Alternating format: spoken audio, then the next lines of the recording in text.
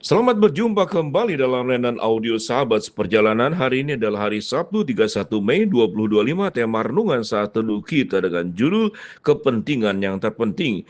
Firman Tuhan terambil dalam Filipi 2 ayat yang ketiga sampai dengan keempat.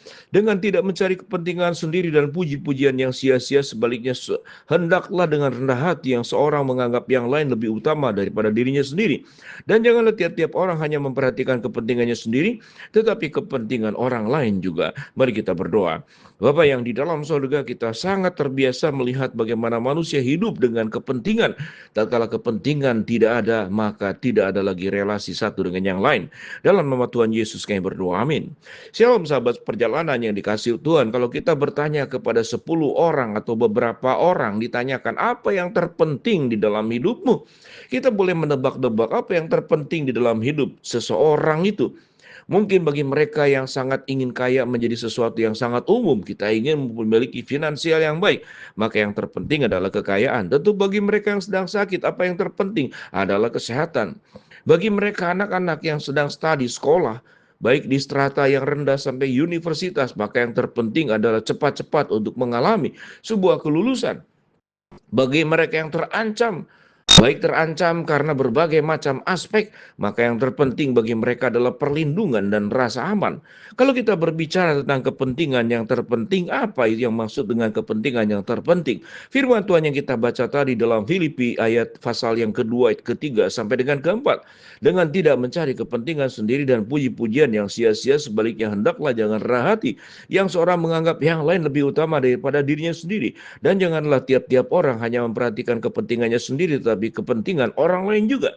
Kalau kita berbicara tentang di awal tadi, kepentingan itu adalah kaya, sehat, berhasil, lulus, kemudian rasa aman. Justru seluruhnya itu yang dimiliki oleh Allah di dalam diri Kristus Yesus, ditanggalkan semuanya.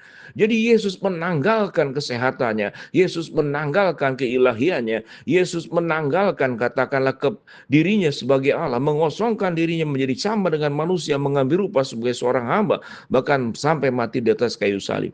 Jadi apa yang dikejar oleh manusia justru sebaliknya berbeda dengan apa yang dilakukan oleh Tuhan Yesus.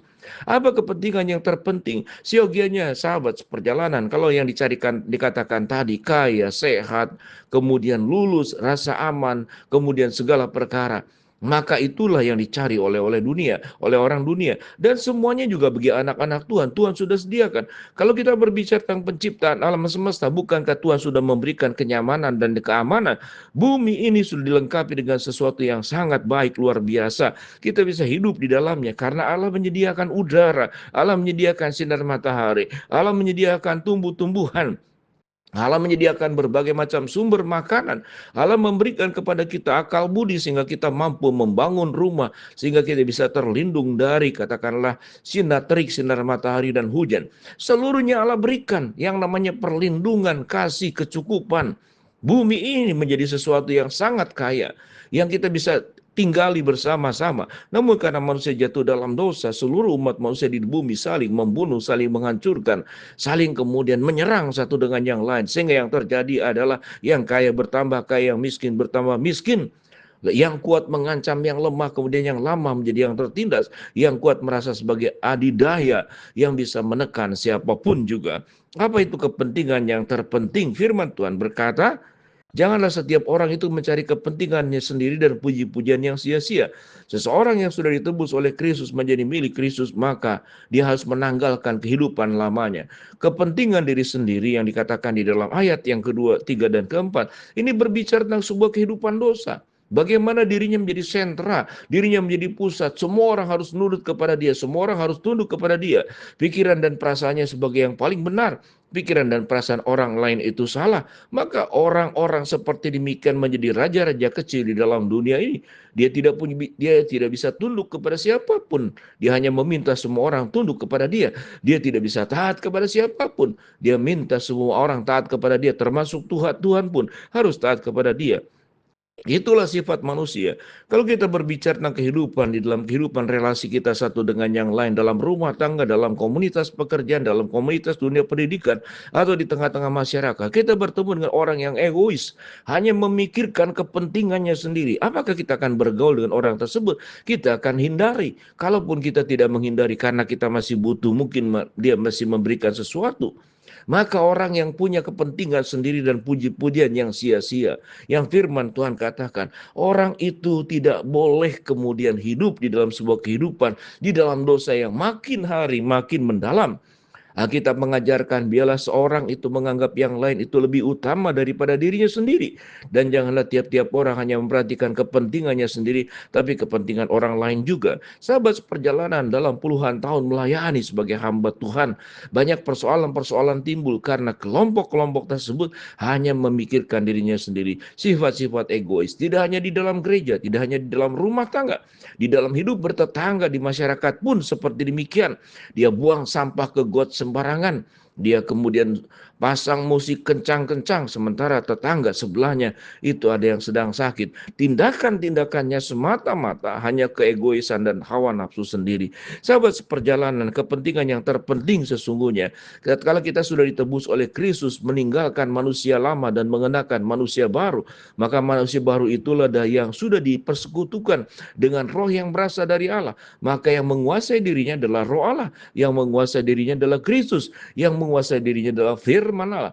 Kalau orang sudah dikuasai oleh Tuhan, dikuasai oleh firman Tuhan, kehidupannya pun adalah kehidupan yang menjalankan firman Allah. Kehidupannya pun adalah kehidupan yang melakukan kehendak Allah. Secara karakter orang tersebut akan rendah hati. Secara karakter orang tersebut akan penuh belas kasihan. Secara karakter orang tersebut penuh dengan kepedulian. Secara pikiran orang tersebut merasa bahwa seluruh kepandaian yang ada dalam pikirannya itu berasal dari Allah. Dia tidak akan menyombongkan diri kalau punya kecerdasan. Dia tidak akan menyombongkan diri kalau dia punya kelebihan.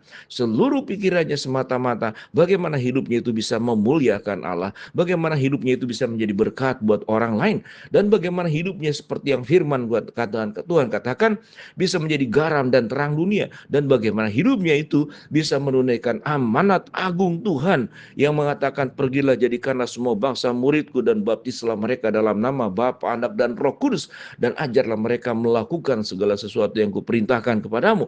Itulah seluruh kehidupannya. Kehidupannya adalah benar-benar mengosongkan diri sebagaimana Kristus.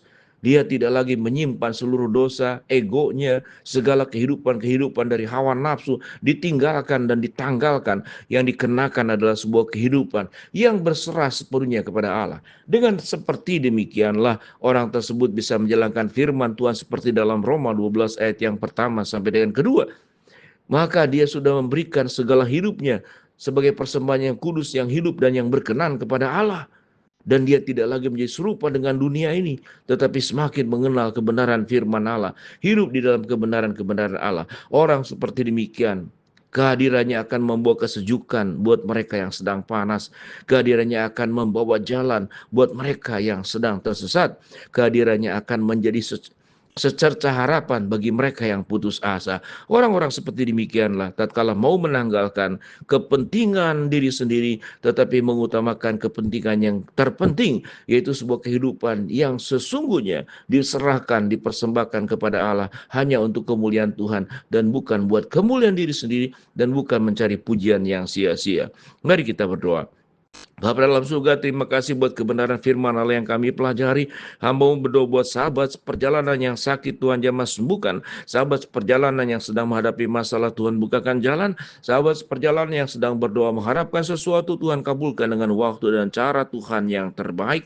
Di dalam nama Tuhan Yesus kami berdoa. Amin. Shalom, Tuhan memberkati kita semua.